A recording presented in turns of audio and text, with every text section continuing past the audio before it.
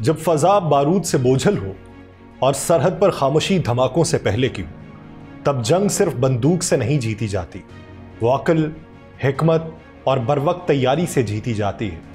حالیہ پاک بھارت جنگ میں جہاں الفاظ کی جنگ دہلی کے ایوانوں میں بھڑک رہی ہے، پاکستان نے جواب جذبے سے نہیں ٹیکنالوجی سے دیا، اور اس ٹیکنالوجی کا نام ہے ابابیل۔ ابابیل صرف ایک بیلسٹک میزائل نہیں ہے، یہ اس نظریے کا ہتھیار ہے جو دشمن کی برتری کو زمیں بوس کرنے کے لیے تخلیق کیا گیا۔ یہ میزائل پاکستان کا وہ منفرد جواب ہے جو بھارتی میزائل ڈیفنس سسٹم کو چکمہ دے کر اپنی راہ خود بنائے۔ جب بھارت نے اپنے BMD نظام کی دھونس دینا شروع کی تو پاکستان نے عسکری برابری کے اصول پر ابابیل کو میدان میں اتارا، تاکہ اگر دشمن نے حملے کی نیت کی تو جواب صرف دفاع نہیں، فیصلہ کن ہوگا۔ اور ابابیل کی سب سے بڑی خوبی یہ ہے کہ صرف مار کر نہیں گراتا، یہ دشمن کی میزائل شیلڈ کو عبور کر کے ٹکڑوں میں بانٹ دیتا ہے۔ ملٹیپل انڈیپینڈنٹلی ٹارگیٹیبل ری انٹری وہیکل، اس صلاحیت کے ساتھ یہ ایک وقت میں کئی اہداف کو نشانہ بنا سکتا ہے۔ گویا ایک پرندہ نہیں، پورا جھنڈ اڑتا ہے جو دشمن کے دفاعی نظام میں ایسا شگاف ڈال دے جس سے نہ صرف دھواں بلکہ عبرت بھی نکلے۔ یہ وہی ابابیل ہے جسے قرآن میں بطور نشانی بیان کیا گیا، وہ ننھے پرندے جنہوں نے ہاتھیوں والے لشکر کو پتھروں سے رون دیا۔ اور پاکستان نے اس نام کو فقط علامتی طور پر نہیں اپنایا، بلکہ اس میں اپنے عزم اور عقیدے کو سمویا ہے۔ آج کا ابابیل صرف تکنیکی برتری نہیں، یہ پیغام ہے کہ اگر کوئی قوت ہاتھی جو ہے وہ اپنی طاقت سے ہمارے وجود کو روندنے نکلے تو ہماری فضا سے اترنے والے یہ ابابیل اسے مٹی میں ملا سکتے ہیں۔ آپ سب پر سلامتی ہو، میں یاسر رشید ہوں اور آپ دیکھ رہے ہیں 92 ڈیجیٹل۔ ناظرین، حالیہ تناؤ میں بھارت نے اسرائیل سے 9 جدید طیارے حاصل کیے، داخلی دباؤ بڑھایا اور وزیر اعظم مودی پر فوجی رد عمل کی سیاست نے گرفت مضبوط کر لی، مگر پاکستان نے ہر قدم پر ضبط، حکمت اور تیاری کا مظاہرہ کیا۔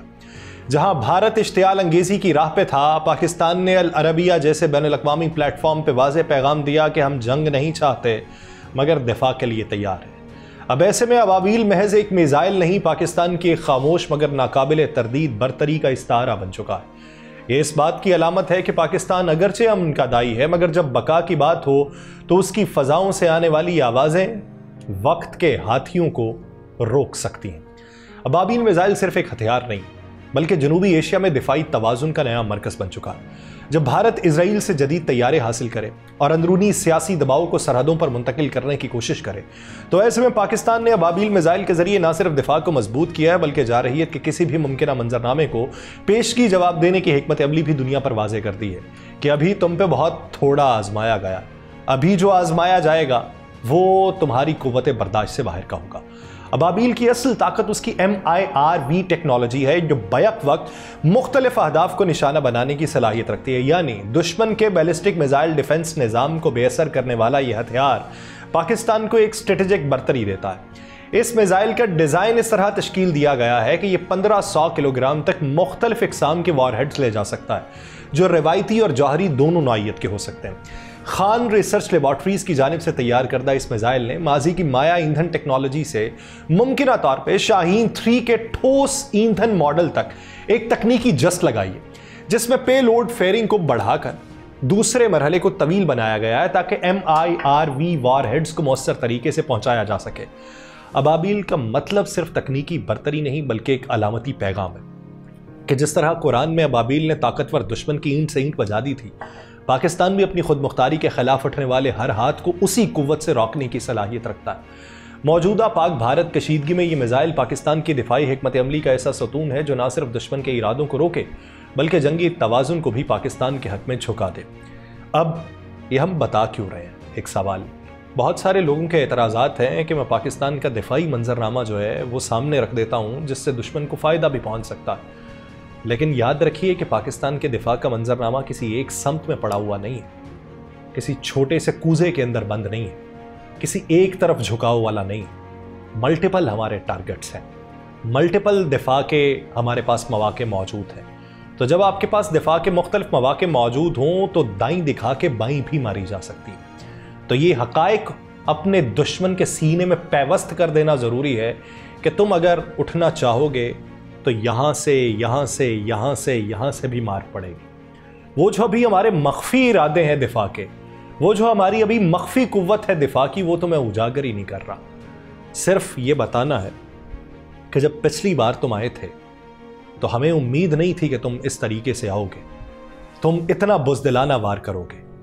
ہم اس بات کو باور بھی کروانا چاہتے تھے کہ جنگ ہم نہیں چھیڑنا چاہتے، لیکن جب تم نے چھیڑی، تم نے ہمارے عوام کا نقصان کر لیا، تو ہم نے پھر جواب دیا۔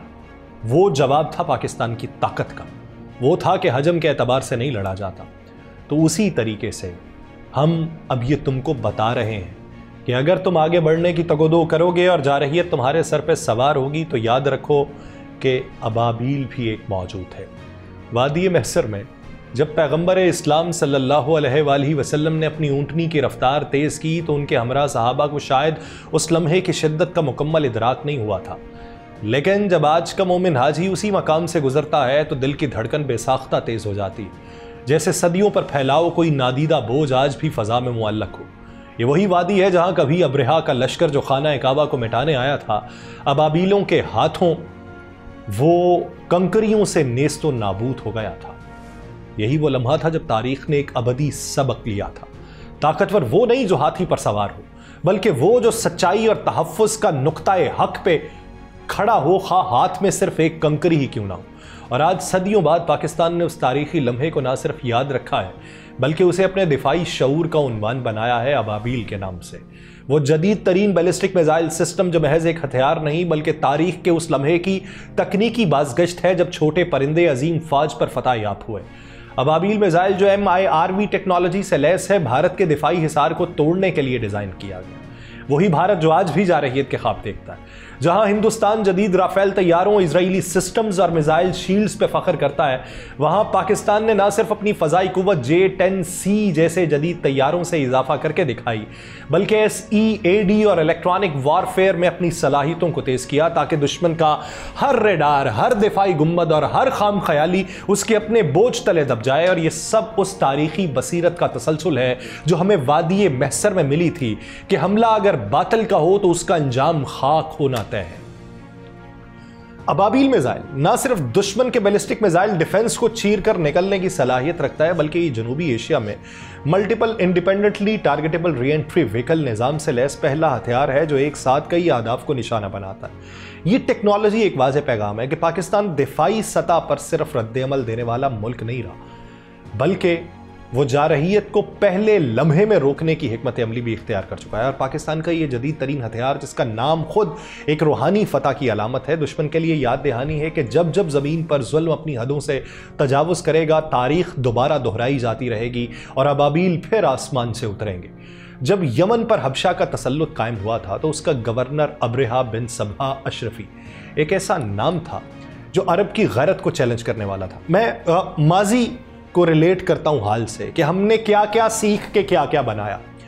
بطور وائسرائے اس نے یمن میں ایک ایسا گرجا تعمیر کروایا تھا جو اس کے شہر کے خیال میں مکہ کے کعبے سے بڑا مرکز عقیدت بن سکتا تھا۔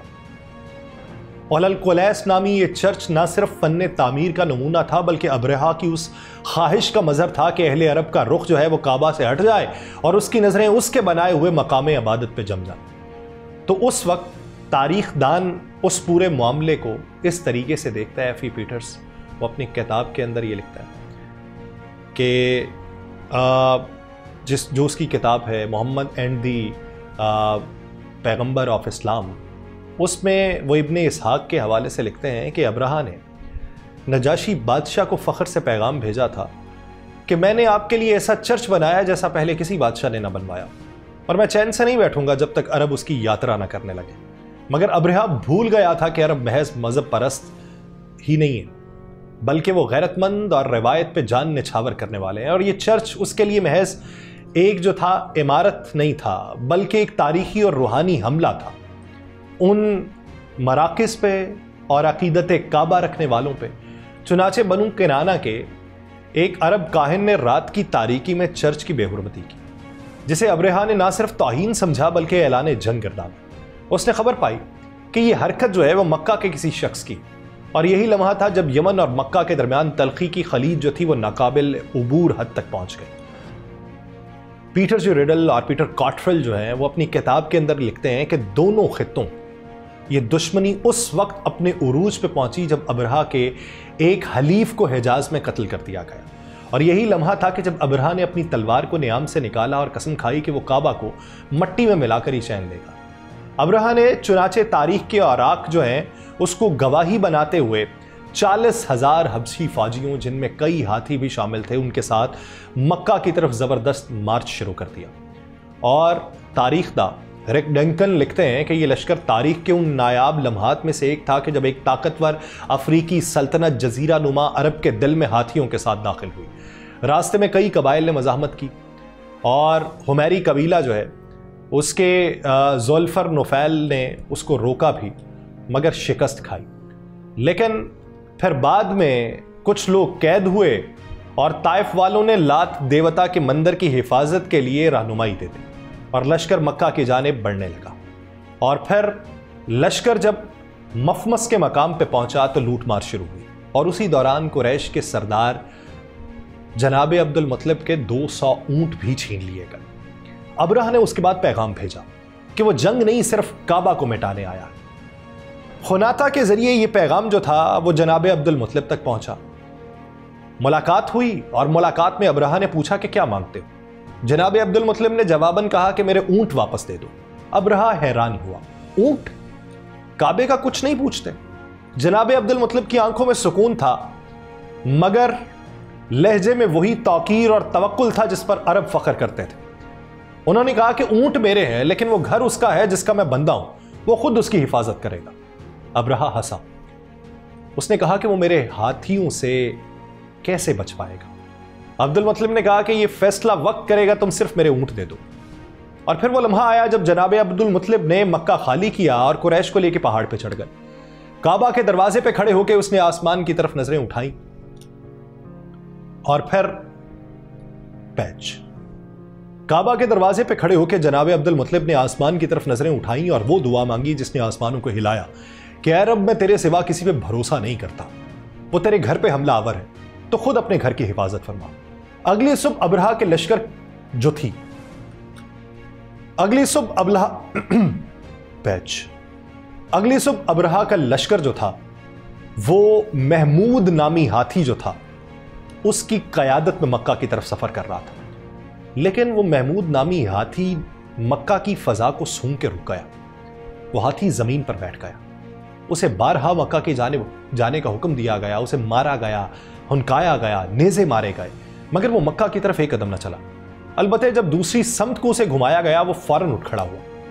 یہ قدرت، یہ محض ایک ہاتھی کی ضد نہیں تھی بلکہ یہ قدرت کا انکار بھی تھا، اور یہی وہ لمحہ تھا جب کائنات نے تاریخ کے سب سے طاقتور لشکر کو بغیر کسی انسانی مزاحمت کے خود ختم ہوتے دیکھا۔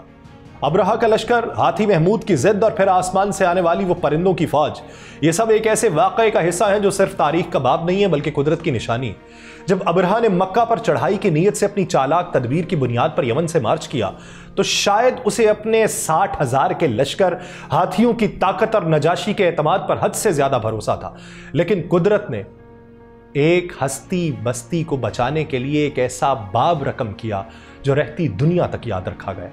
جیسا کہ براؤن اور دیگر مصنفین یہ لکھتے ہیں کہ اللہ نے ابرہہ کی فوج کو تباہ کرنے کے لیے نہ تلواریں بھیجی، نہ کوئی زمینی لشکر بھیجا، بلکہ چھوٹے چھوٹے پرندے جنہیں قرآن نے ابابیل کہا ایسی زبردست نشانی بنے جو ابرہہ کی فوج کے لیے قیامت بن گئی۔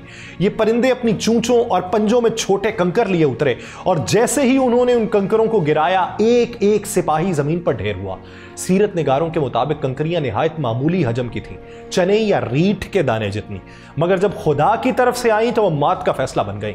یہ واقعہ صرف ایک عسکری شکست نہیں بلکہ انسان کے غرور پر مبنی طاقت کو ایک جھٹکے میں خاک میں ملانے کا منظر تھا، اور قرآن کی سورہ الفیل ان آیتوں کے ذریعے نہ صرف اس واقعے کو بیان کرتی ہے بلکہ ایک پیغام دیتی ہے کہ کیا تم نے نہیں دیکھا کہ تمہارے رب نے ہاتھی والوں کے ساتھ کیا کیا؟ کیا اس نے ان کی چال کو بیکار نہیں کر دیا اور ان پرندوں کے غول بھیجے جو ان پر پکی ہوئی مٹی کے کنکر پھینکتے تھے، پھر وہ انہیں ایسا کر گئے جیسے کھایا ہوا بھوسا۔ یہی وجہ ہے کہ وادی محصر آج بھی اس مقام کے طور پر جانی جاتی ہے جہاں ایک سرکش طاقت کو ذلت کے انجام سے دوچار کیا گیا۔ ابرہہ کے غرور کا انجام صرف اس کی موت نہیں تھی بلکہ اس کا لشکر جس پر اسے ناز تھا خود عبرت کی تصویر بن گیا، اور قریش کے سردار جناب عبد المطلب کا وہ پر اعتماد جملہ ہمیشہ کے لیے تاریخ کا حصہ بن گیا کہ اونٹوں کا مالک میں ہوں اور اس گھر کا ایک مالک ہے، وہ خود اس کی حفاظت کرے گا۔ یہ واقعہ ایک واقعہ نہیں تھا، خدا کی قوت تھی، تحفظ تھا اور تقدیر کا زندہ ثبوت تھا جسے صرف آنکھ نہیں ایمان دے سکتا ہے۔ سائنٹسٹ اور محقق ڈاکٹر زیڈکریا جو سیچن ہے وہ اپنی کتاب کے اندر تحقیق میں یہ لکھتا ہے کہ قدیم متون اور مقدس کتابوں میں اکثر قدرتی یا خدائی قوتوں کو چھوٹے مگر انتہائی طاقتور ذرات کی صورت میں بیان کیا گیا، اور قرآن کی سورہ الفیل میں بیان ہونے والے کنکر اگرچہ تاریخی لحاظ سے ایک علامتی واقعہ ہے مگر ان کنکروں یا اس کی ساخت کو جدید سائنس کے تناظر میں دیکھا جائے تو وہ مائکرو نیوکلیئر بم، چھوٹے جوہری ذرات کی صورت میں اسے دیکھا جا سکتا ہے جو انتہائی چھوٹے سائز کے باوجود تباہی مچا سکتے ہیں۔ اور ڈاکٹر سیچن کے مطابق یہ موازنے سائنس اور مذہب کے مابین ایک دلچسپ نقطہ نظر فراہم کرتے ہیں کہ کیسے قدیم ادوار میں بھی ان توانائیوں کے اثرات کو محسوس کیا گیا تھا۔